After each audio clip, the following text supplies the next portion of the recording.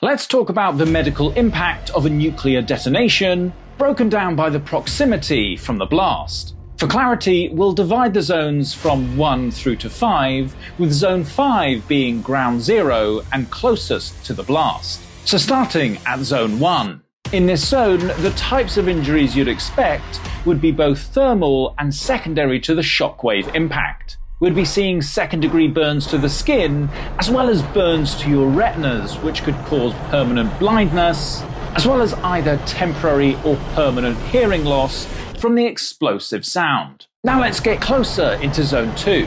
In this zone, the thermal damage would be greater, leading to third-degree burns, which affects all of the tissues except the bones. Also, your eardrums would perforate, secondary to the pressure from the explosive force, which would also be significant enough to send you flying and possibly cause a concussion. Now let's get even closer into Zone 3, and it's in this zone where the injuries you sustain could be fatal. Here we'd be looking at fourth-degree burns, that is bones all the way down to and including your bones.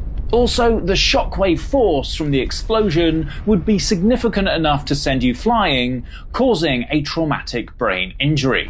And then finally, you've got organ-specific damage, such as internal hemorrhage into your gastrointestinal tract, as well as contusion injuries to both your lungs and your heart. Now we're moving into the zones of complete and instant annihilation, that is, Zone 4.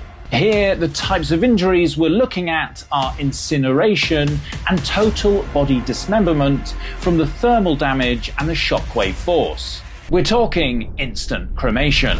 And finally, we come to Ground Zero, otherwise known as Zone 5. Here, you'd be so close to the blast that you'd be vaporized in a flash, almost as though your body never existed, with no signs of your remains.